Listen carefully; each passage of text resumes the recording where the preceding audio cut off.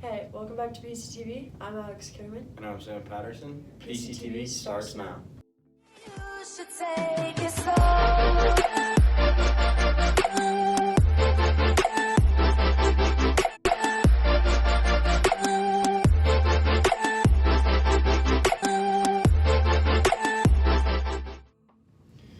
This week on PCTV, we have sports, important dates, and most importantly, our big 4-H story.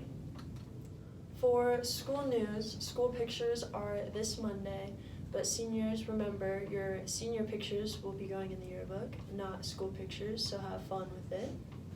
Also, remember, homecoming is the first week of October. And the early bird discount for yearbooks ends the last week of December. All senior pictures and quotes are due to Miss Walsh by December 31st. Now for our commercial break, brought to us by Student Council for Recycling.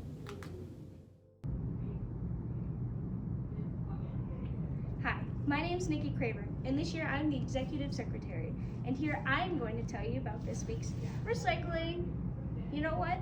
I have a good idea. Let's talk about the do's and don'ts of it. You see here, this is a good example because it's a plastic bottle, it is empty, there's no liquids in it, so this can go straight into the recycling, which is amazing. This, however, is not. This is literal trash. We can't recycle this whatsoever. And I know, it's disgusting, but it's the truth. As well as these cups. You see, even though they look like they're made out of paper and everything, we still can't do that, and that's not okay. And for those of you saying, oh, we don't recycle anything, well, I'm tell you here now that we do. In fact, you see all these bins right here? We have paper for just paper stuff. Amazing, right? We can still recycle that. And here we have plastic bottles and glass too, because we can recycle those things. And we have metal cans. So all those metal cans that you think that we don't recycle, we actually do. We take them straight to the fire station almost every other week. Isn't that awesome? So for those of you saying no, I'm here to say yes, we do. And to make this year a great year, I'm hoping that everyone will follow these simple rules. No trash, no liquid. And always remember that recycling makes a great green world. Thank you. Sam, do you know what to put in the recycling and not what to put in there? Well, plastics and cans go in recycling, no liquids. Yes, please make sure we are not throwing any liquids or food into the recycling. Now, onto our big story. What is 4-H? A quick insight to what 4-H stands for. It's head, heart, hands, and health. The organization began over 100 years ago in Ohio, and there are currently 6 clubs here in Park County. We asked Aubrey and Maddie if they could give us a little more information on what 4-H is and how you can get involved. I'm here with Aubrey Gemmer. So Aubrey, can you tell me a little about 4-H? What is it? So 4-H is a leadership-based youth program that is all about the kids and working with agriculture. It's expanded onto shooting sports, cake decorating, and general projects. It helps with knowing what to do in your life with a lot of adult skills that we'll need, like financial skills that goes with record books or working with animals. I've been in 4-H for 10 years actually. I joined long before because I was in what they call tiny tots. So I was around 8 years old is when you can actually join 4-H in CSU forms. Oh, interesting. What does it mean to be in 4-H? Is there an honor? Actually, so I was a rodeo queen at the Park County Fair 2021-2022 rodeo queen. I was actually the attendant rodeo queen. It was a lot of fun. I went to a lot of different things. I learned a lot about why we have the Western way of life and why it needs to stay alive, why ranching and farming is so important for our lifestyles, and even the people that live in the cities and tiny apartments are eating what we grow and what we produce. So, thanks to us, that's what we do. So, yeah, I was the rodeo queen. I worked with a lot of little kids, and I did you have to go through a pageant, so you have to dress up and, do all of these fun things, and you have to do an interview, you have to do, this little fashion show. It's pretty exciting, I guess. And then you have to do impromptu questions and then a written test, and then that's how you get those titles. And then you travel all around, not only Colorado but different states, and you run flags at rodeos and stuff. So it's pretty cool. I am currently the 2021, 2022, and 2023 vice president and president. So I am in charge of creating the agenda and the club meetings. I am in charge of putting those in order and helping little kids with their record books and all of their things on how to get ready for the fair, and then to move on to state fairs. Not only that, but national fairs, so like National Western Stock Show. And I mostly show cattle, raise, and then I sell them. So I recently sold my calf this year, but I did end up winning a couple of buckles this year with that. I got, first place in archery, and so it was a good year. But nice. You sell them every single year, and it's a lot of fun, and you make a lot of money. So nice. Does it ever affect your does it ever make you sad seeing them go if you raise them for quite some time? Oh yeah, there was a couple of years when I was younger, 8, and putting him on the trailer. You look at a cattle pod, and the first thing you know is that's where the animal's going, and oh my gosh, it was awful. I cried for days, and then we came home from fair, and I looked at the pen where my animals were, and they weren't there, and I cried again. It's rough. It's definitely rough, especially when you love that animal a lot, and you do a lot of things with that animal throughout there. I just walking it up and down the road. It's like walking a 1,300-pound dog. But yeah, there's definitely a connection, and then it's definitely hard to get rid of your animals. Right. But we know we do it for a reason, so. Yeah, that's fair. How can someone that's interested in 4-H get involved? Or is it too late, or whatever? Oh no, it's never too late. You can join anytime.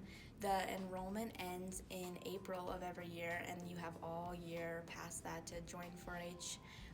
You just have to have your animal IDs in by the time we send out this email. And if you want to get in contact, there's obviously me, there's a couple of people in Platte Canyon that do 4-H, and if you just want to ask them.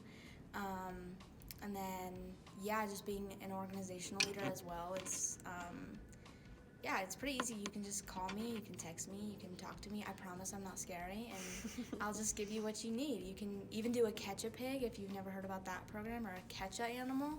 It's where you go, and at the July fair, you run after a sheep, and if you catch the sheep, then the next year you get basically a sponsored animal that you get to raise, but it's free. So it's a trial if you like it or not. Oh, that's cool. So if you catch, the sheep, and in this big arena, there's sponsors and producers that are willing to give the Park County Fair and the Fair Board and the Livestock Committee these animals, and then they give them to these kids that, ran after these sheep at fair, and you sign some papers, and then it's your animal, and then you're good and you can raise it. So that's one way to get involved, is just show up and be there. Wait, how can I get involved in 4-H? Well, you can either reach out to Aubrey or show up to one of the events like she said.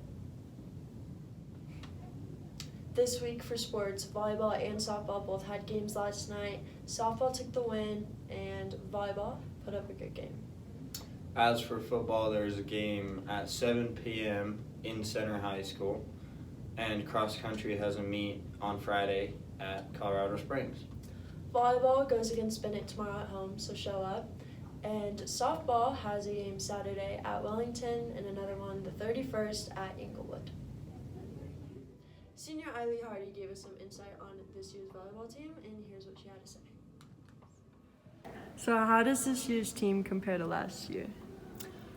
For me, I think the players have a new motivation to like actually win and play. And you know, we have a tighter group of girls on our varsity team that's really going to make an impact on court.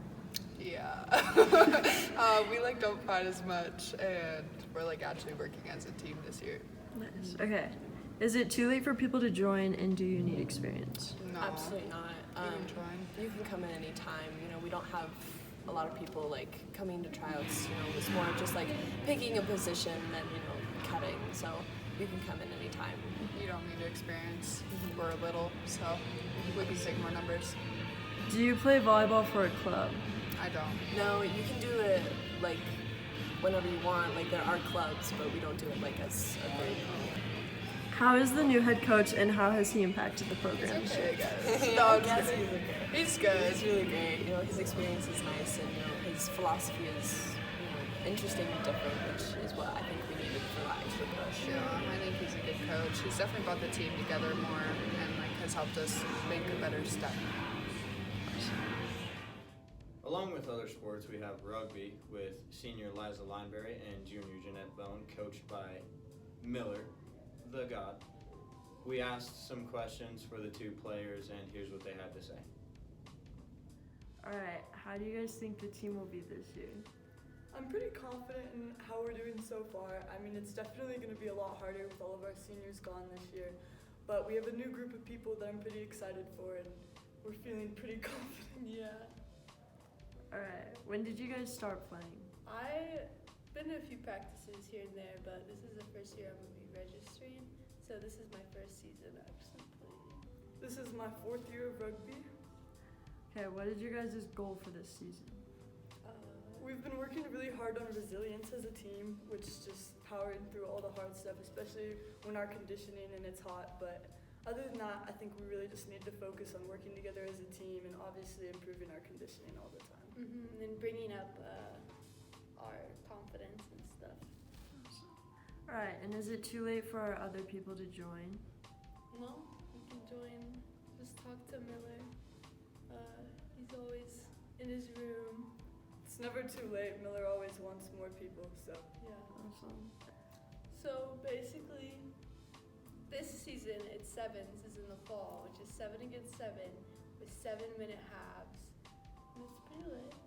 Yeah, we practice 3 days a week, and then there's CrossFit 2 days a week. Most of our games are on Saturdays, and we do tournament style. So basically, we have anywhere from like 2 to 4-ish matches every weekend. And first game is September 9th in Summit. Club sports, so we play with Evergreen and we play with Conifer. Guys and girls. Oh yeah, we practice co-ed even though our team is not co-ed. So we'll practice with girls and boys, but usually on the weekends we'll split up.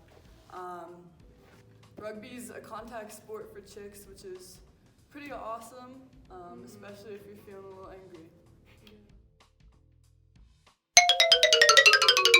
So for those of you who are interested in rugby, go talk to Miller because it is not too late to sign up. Stay tuned for next week's episode on PCTV.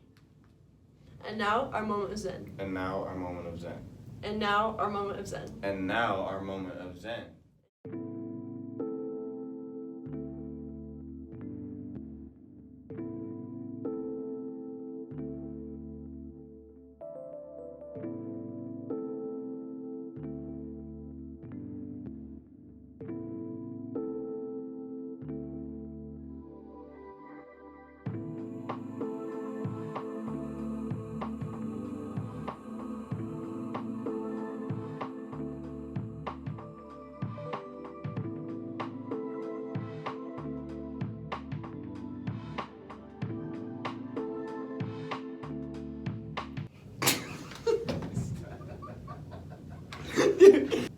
Yep, it's recording.